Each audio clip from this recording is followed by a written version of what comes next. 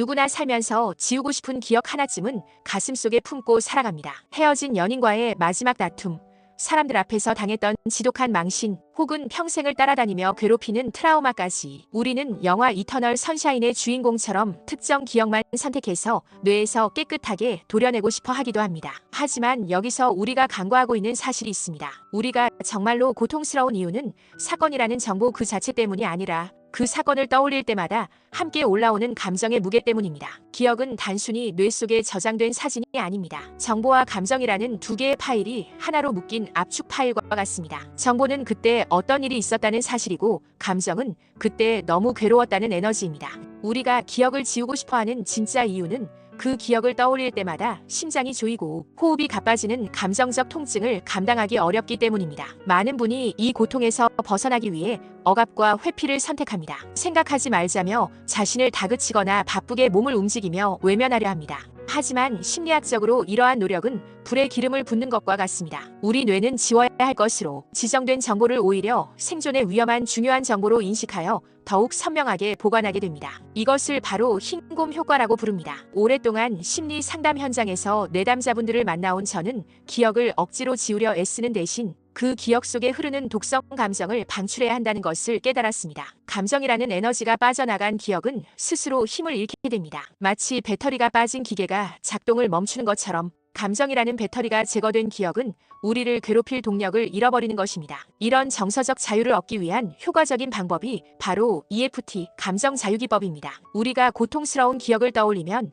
몸의 에너지 체계인 경락에 정기적인 혼란이 발생합니다. 이 혼란이 불안이나 공포 같은 구체적인 감정으로 나타납니다. 이때 손가락으로 주요 경락 지점을 부드럽게 두드리면 뇌의 공포센터인 편도체에 이제는 안전하다는 신호를 보내게 됩니다. 고통스러운 기억을 떠올리면서 동시에 몸을 이완시키면 뇌는 더 이상 그 기억을 위협적인 것으로 인식하지 않습니다. 감정이 해소되면서 뇌는 해당 기억을 생존에 직결된 정보에서 이미 지나간 과거의 데이터로 재분류하기 시작합니다. 이 과정이 반복되면 놀랍게도 기억의 해상도가 떨어지기 시작합니다. 마치 고화질 영상이 낡고 빛바랜 흑백 사진처럼 변해가는 것입니다. 상담을 진행하다 보면 내담자분들이 공통으로 하시는 말씀이 있습니다. 선생님, 조금 전까지만 해도 죽을 것처럼 괴로웠는데 지금은 아무렇지도 않아요. 그냥 그런 일이 있었다는 사실만 알겠어요. 라는 반응입니다. 이것이 바로 인지적 전이 현상입니다. 감정이 해소되면 가장 먼저 신체 반응이 사라집니다.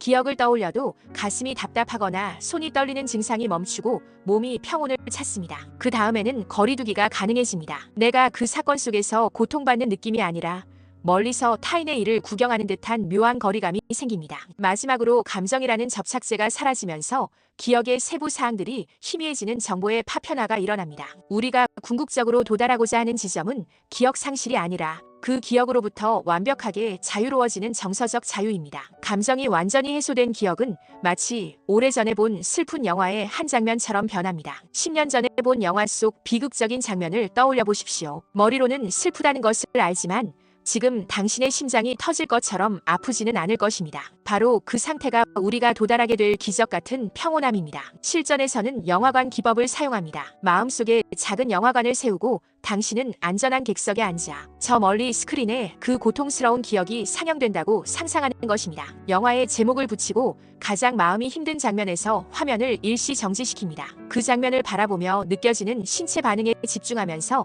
EFT 타점을 두드립니다. 비록 이 장면을 보면 가슴이 조여오지만 나는 이런 나를 온전히 수용합니다 라고 스스로에게 말해줍니다. 이 과정을 반복하면 시각적 해상도가 저하됩니다. 고통스러울 때는 상대방의 표정이 너무나 선명했지만 감정이 빠져나가면 영상은 점점 흐릿해지거나 흑백으로 변하게 됩니다. 뇌가 더 이상 이 데이터를 비상사태로 인식하지 않기 때문입니다. 또한 1인칭 시점에서 3인칭 관찰자 시점으로 시각이 전환됩니다. 분명 내가 겪은 일인데 마치 남의 이야기를 TV로 보고 있는 것 같은 무덤덤한 상태에 진입하게 됩니다. 많은 분이 정말 기억이 안 나게 될까요? 라고 묻습니다. 결론부터 말씀드리면 의도적으로 떠올리려 애쓰지 않으면 더 이상 자연스럽게 떠오르지 않는 상태가 됩니다. 우리 뇌는 매우 효율적인 기관입니다. 감정이라는 생존 신호가 붙어있지 않은 정보는 쓰레기 데이터로 간주합니다. 감정이 해소된 기억은 서랍 깊숙이 넣어둔 오래된 영수증처럼 변해 일상에서 나를 방해하지 않게 됩니다. 감정이라는 독소가 빠져나간 자리에는